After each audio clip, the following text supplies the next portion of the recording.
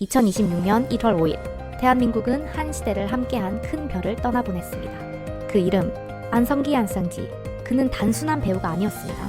영화를 통해 시대의 얼굴이 되었고, 삶을 통해 어른이 무엇인지 보여준 사람이었습니다. 그리고 오늘 우리는 그를 추모하며 그의 발자취와 마지막까지 품격을 잃지 않았던 삶의 철학을 되새기고자 합니다. 스크린을 넘어 시대의 얼굴이 된 남자. 안성기라는 이름은 한국 영화의 역사에서 빼놓을 수 없는 거목이자 상징입니다. 1957년 단편 영화에서 아역으로 데뷔한 그는 무려 70년 가까이 연기의 길을 걸으며 170여 편이 넘는 작품에 출연했습니다. 그의 영희는 장르를 가리지 않았습니다. 바보들의 행진에서는 시대의 청춘을, 에서는 유쾌한 반전을, 하얀 전쟁에서는 분단의 아픔을, 에서는 인간 존재의 본질에 대해 말했습니다. 그러나 그가 특별한 이유는 단지 연기력 때문만이 아닙니다. 그는 연기를 삶의 표현이자 공공의 울림이라 여겼고 항상 관객을 향해 겸손했습니다. 그래서 그는 국민 배우라는 수식어가 가장 잘 어울리는 사람이었습니다. 7년간의 암투병, 그리고 마지막까지 지킨 생활인의 자세. 2019년 안성기 배우는 혈액암 진단을 받습니다. 그 소식은 팬들에게 큰 충격을 안겼지만 그는 평소처럼 담담하게 받아들였습니다. 병세가 잠시 호전되었을 때 그는 공식 석상에 모습을 드러냈고 흰머리를 감추지 않은 채 밝은 미소를 지으며 스크린에서 곧 인사드릴 것이라고 말했습니다. 그 미소는 수많은 사람들의 희망이 되었습니다. 그러나 암은 그를 가만두지 않았습니다. 고통스러운 항암 치료 속에서도 그는 아플 시간이 없다며 매일 아침 스트레칭을 하고 나를 기다리는 관객이 있다는 생각만으로 견딜 수 있다고 말했습니다. 그런 그가 세상을 떠난 원인은 아이러니하게도 암이 아니었습니다. 2026년 1월 5일, 식사 중 음식물이 기도를 막아 급성 심정지가 왔고 기력이 약해진 상태에서 회복하지 못한 채 끝내 영면에 드셨습니다. 수많은 전쟁 같은 촬영 현장을 견뎌낸 그가 일상 속 작디작은 사고로 세상을 떠났다는 사실은 우리 모두에게 삶의 무상함과 유한성을 다시금 일깨워 줍니다. 수백억 대의 유산보다 더 큰 유산, 나눔의 철학. 안성기 배우의 재산은 알려진 것만으로도 상당한 수준입니다. 서울 한남동 최고급 아파트인 한남 더 힐 소유, 강남의 빌딩들, 그리고 수십 년간 광고, 영화 출연으로 축적한 예금 자산. 그는 평생 배우로만 살아오며 흔한 부업 하나 없이도 상위 1%의 자산가 반열에 올랐습니다. 하지만 그가 진정으로 남기고자 했던 유산은 돈이 아니었습니다. 생전 그는 자주 이렇게 말하곤 했습니다. 내가 번 돈은 관객의 박수 소리에서 나온 것이니 그건 나의 것이 아닙니다. 이 말처럼 그는 유산의 상당 부분을 유니세프, 원로 영화인 복지재단, 의료 사각지대에 놓인 어린이 지원 단체 등에 사후 기부하도록 유언했습니다. 그리고 그의 가족들 역시 상속을 포기하고 고인의 유지를 따르기로 결정했습니다. 이러한 결정은 상속 분쟁과 법정 공방이 일상이 된 시대에서 신선한 감동을 안겨줍니다. 그는 마지막 순간까지도 품격 있는 어른으로, 그리고 영화계의 진정한 선배로 살아냈습니다. 동료들의 오열, 그리고 진심이 만든 추모의 물결. 안성기 배우의 별세 소식은 영화계를 넘어 연예계 전체에 큰 충격을 안겼습니다. 가장 먼저 빈소를 찾은 배우 박중훈은 촬영 중단 후 곧장 달려와 바닥에 주저앉아 울었습니다. 형님, 저 두고 어디 가십니까? 우리 아직 찍을 영화가 남았잖아요. 그의 오열은 영화계 동료들은 물론 팬들의 가슴을 먹먹하게 만들었습니다. 현장 스태프들의 이름까지 기억했던 고인의 인간적인 면모는 톱스타들뿐 아니라 무명의 배우들, 이름 없는 조연들, 그리고 스태프들까지 그의 빈소를 찾게 만들었습니다. 이정재, 정우성은 고인의 뜻에 따라 운구를 맡기로 했고 조용필은 중학교 시절 안성기에게 기타를 배우며 음악인의 길을 결심했던 사연을 전했습니다. 이덕화, 임권택, 배창호 감독 등 시대를 함께 걸어온 동료들도 고인의 삶을 조용히 추모했습니다. 그는 영화계의 거장들뿐 아니라 모든 세대와 직군의 사람들에게 존경받는 보기 드문 인물이었습니다.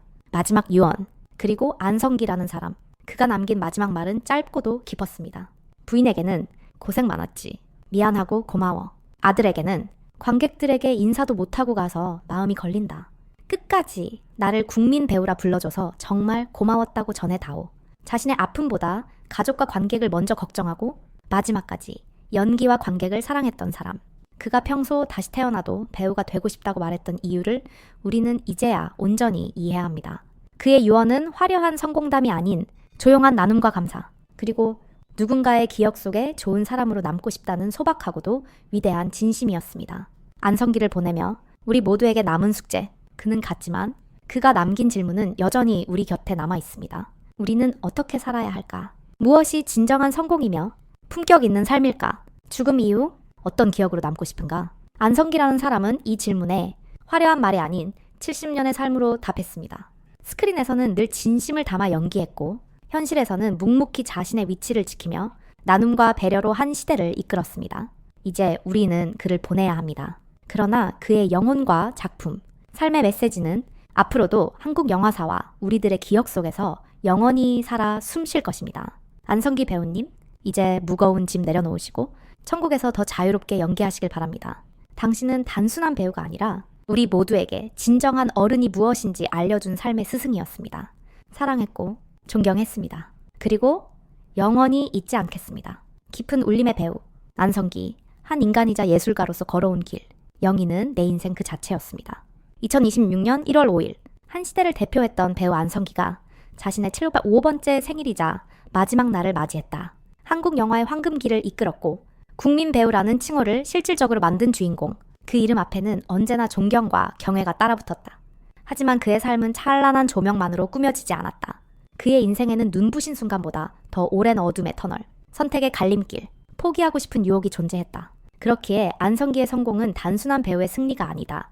그것은 한 인간이 예술가로 그리고 시대의 아이콘으로 성장해간 길고도 고요한 싸움의 기록이다. 어린 시절의 명암, 너무 일찍 맞이한 스포트라이트.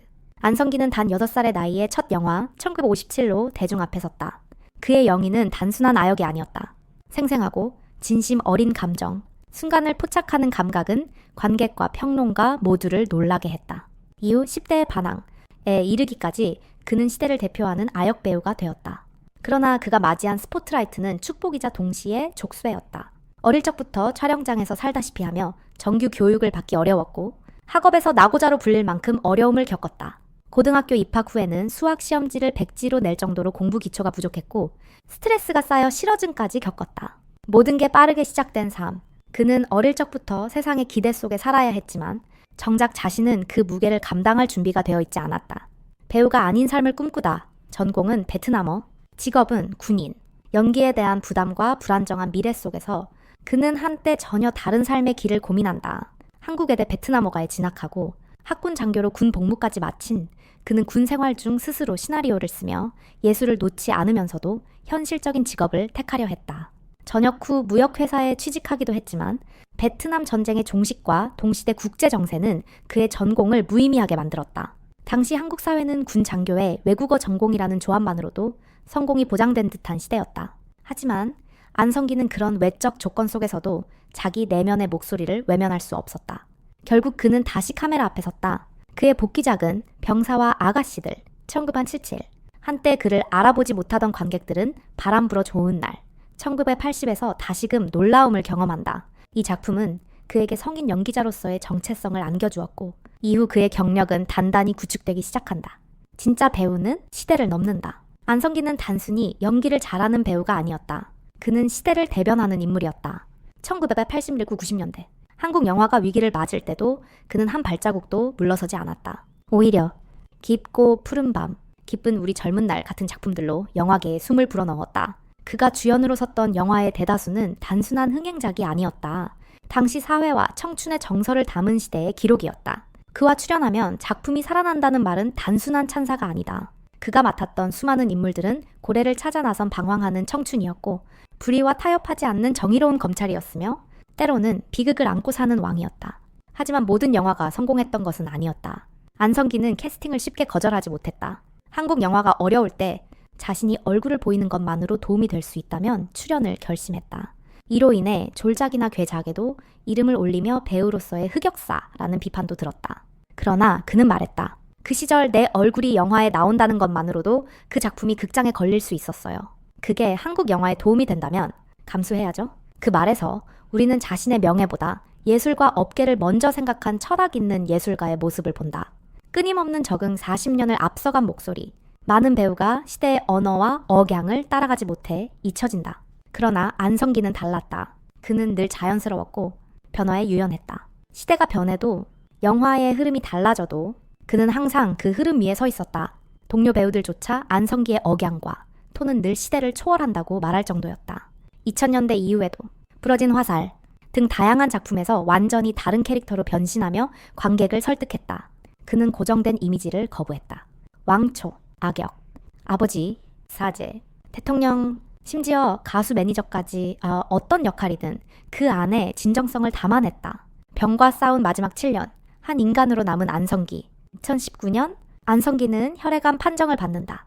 치료 후 한 차례 완치 판정을 받았지만 암은 6개월 만에 재발했다. 그러나 그는 병과 싸우는 동안에도 현실에 무너지지 않았다. 영화제에 참석하고 신영균 예술문화재단 이사장으로 매주 회의를 주재했다.